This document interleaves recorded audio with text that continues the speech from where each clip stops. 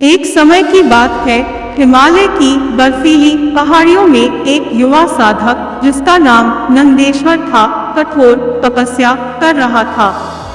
उसके मन में बस एक ही अभिलाषा थी, महादेव शिव का दर्शन पाना और उनकी कृपा का अनुभव करना।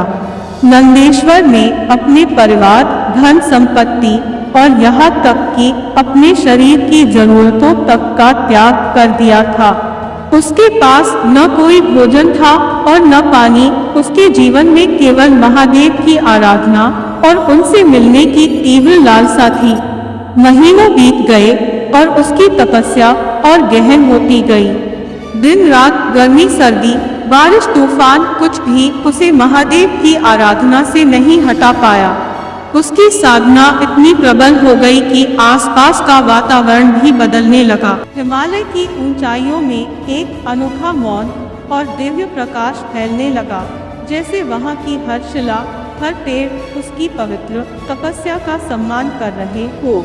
फिर एक रात, जब नंदेश्वर अपनी अंतिम सांसों के करीब था, उसने आकाश में एक दिव्य प्रकाश देखा।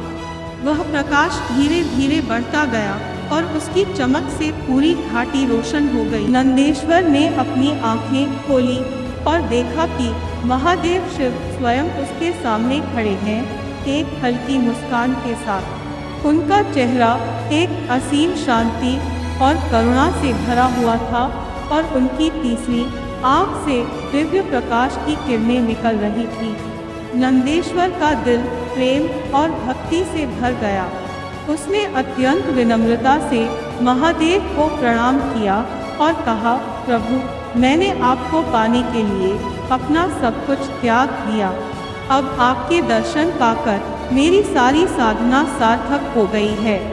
महादेव ने मुस्कुराते हुए कहा, वत्स, तुम्हारी तपस्या और विश्वास ने मुझे यहाँ आने के लिए बाध्य कर दिया। तुमने जो त्याग किया है वह दुर्लभ है, लेकिन याद रखो, मेरा दर्शन केवल संसार को नहीं, तुम्हें भी परिवर्तित करेगा। अब तुम्हारे जीवन का उद्देश्य है कि इस कृपा के साथ जीवन जियो और इसे दूसरों में बांटो। नंदेश्वर ने आंखें बंद की और महादेव का आशीर्वाद अनुभव किया। जब उसने आंखें खोली तो महादेव वहां नहीं थे, परंतु उसके मन में एक अद्भुत शांति और आनंद का अनुभव था। उसे अब समझ आ गया था कि महादेव का दर्शन उसकी साधना का अंत नहीं, बल्कि एक नई शुरुआत थी।